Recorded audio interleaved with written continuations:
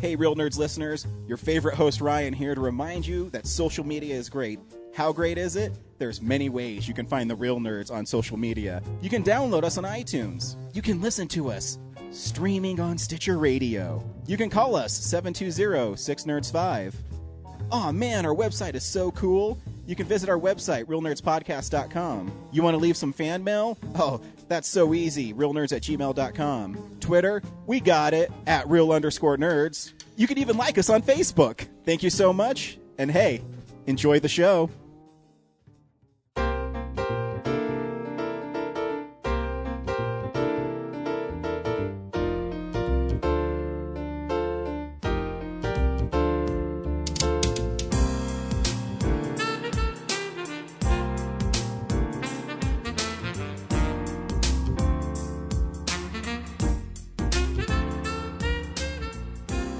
Welcome to Real Nerds at Denver Comic-Con 2015. We hope you enjoy the following interview. Welcome to the Real Nerds Podcast here live on the Denver Comic-Con floor. It's the very beginning of day 3. It's not even day 3 yet. We have a whole, 7 minutes until day 3 starts. And I am here with Carla. Carla, say hi. Hi, guys. How are ya? Pretty good. How's your show been so far? Excellent. Very good. Excellent. So much fun. The cosplay here is, amazing. Yeah, it has been really good this year. Yeah, there's so many awesome artists and vendors. This is such an incredible con. Yeah. So you're an exhibitor. I You am. got a cool little booth over there. They're letting us know we only have a little bit of time before the con starts here. So you have this adorable little dragon sitting on my table. I do. What's this guy's name and what's his story? So his name is it's based on a painting that I did. It's I Ken has fairy nom nom nom, and he actually has a fairy in his mouth, which is what the striped sock is. It's a little fairy leg. I've been painting dragons for years and years and years. Okay. And when I first came onto the professional market, the fairies had just exploded all over the place. I remember that. Yeah, and I was contacting licensing companies. And they all were like, well, we like your stuff, but we're not into dragons right now. But if you do fairies, we'll take them sight unseen. So I know. I went home and I tried painting fairies, and I tried and I tried. And so I've got 3 fairy paintings that will never, ever, ever see the light of day because they're not. No. I'm not a fairy artist. So in retaliation, I did baby dragons, eating fairies and sitting on fairies and sticking fairies in jars and like kids playing with bugs and they just don't know that they're Yes. the bugs are not going to make it out alive. It's kind of the same thing. Cool. So when I started making those guys and doing the paintings, everybody was like, oh, I want to see that as a plush. We should do a plush. And I honestly never thought I would do a plush. But about 6 months ago, I put it out there to my Facebook and my social media, and people just went nuts. So I was like, okay, I'm going to do a plush. So he's now made. I have the prototype. This is what that is. And cool. He's on Kickstarter. We were funded in 5 days. Wow. And there's still 25 days left of the Kickstarter. Cool. So we're working on the second plush design now. So how do people find the Kickstarter? You could go to Kickstarter and just look Dragon Plush or Baby Dragon Plush. Okay. Or you can go to my website, which is dragonladyart.com. Okay. All one word. That's the best way to look them up.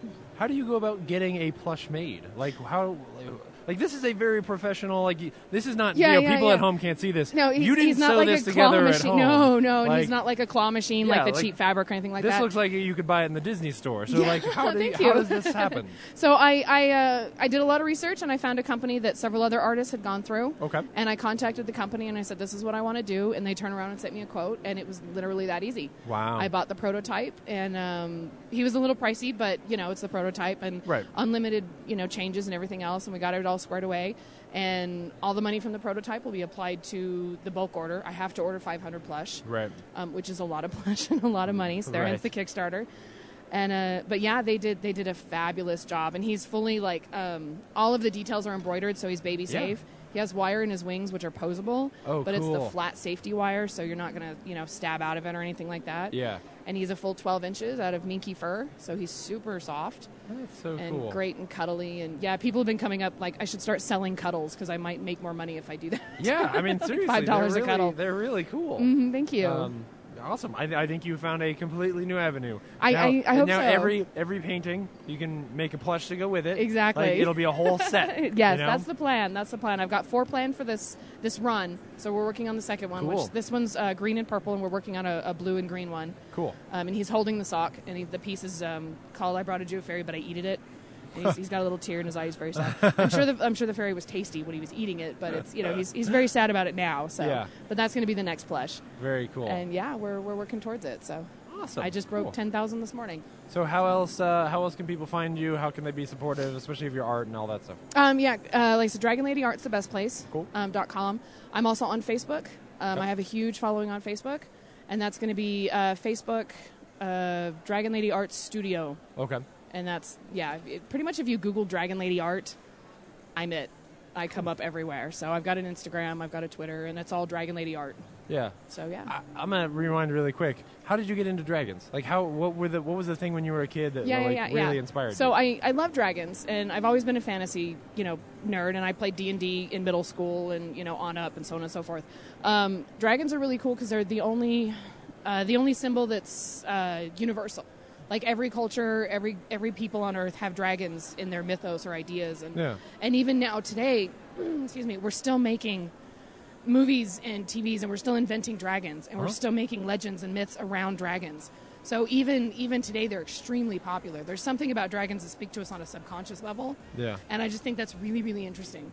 Because there's nothing out there that's completely universal. I mean, every culture, everybody that sees dragons, they know what they are. Yeah, and that's just really interesting. It's a connecting wire that just runs through all of us. Yeah. And I think that's really cool. So very neat. Cool. Well, thank you so much for coming by. Absolutely. Thank you. I appreciate really fun. it. We'll be sure to keep checking you out. Thank you so much. Thank you. Appreciate it. Have a good one. Thank you for listening to this exclusive Real Nerds interview at Denver Comic-Con 2015, and we'll see you next year.